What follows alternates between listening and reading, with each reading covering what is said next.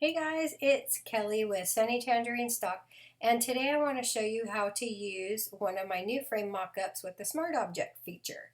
So the Smart Object is a layer that is going to place your image or your artwork or whatever you want to put in here. It's going to magically place it in here for you, and it's so easy and awesome. I'm going to show you how.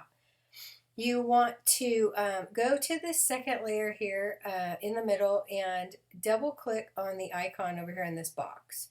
And that's going to take you to a new window that has the rectangle where you're going to place your work. And so now all you have to do is go up to File, Place Embedded, and find the artwork that you want to place in there. I have this beautiful boat picture from Olivia StClaire, and I will link to her shop in my notes.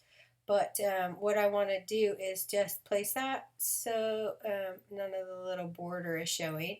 I'm going to hit enter, or you can click the check mark and it is ready to go. Now all you have to do is save it, and there's two ways to do that. You can either hit file and save, or you can hit the little X for the window and make sure you hit save to do that, and it will magically place your work into the frame. It's really awesome. We have already set it to multiply for you and that lets the shadows come through, and it makes it just look like it's supernatural in there. If you want it to be just a little bit lighter, you can go up to darken, and that also works. That kind of lightens everything up a little bit.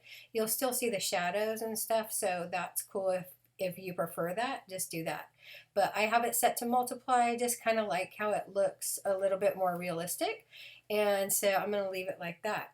Now, honestly, that is it. That is how easy it is. You can be done at this point. But what you're going to want to do is save out your work as a JPEG with a new name.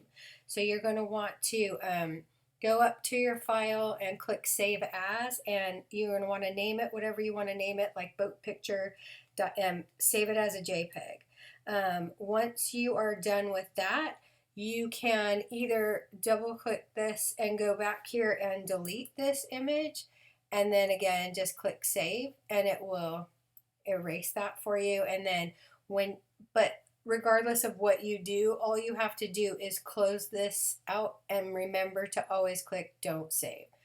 That way you will keep your original mockup PST file intact, and that is it. You're good to go. Hope you have a great day. We'll see you next time.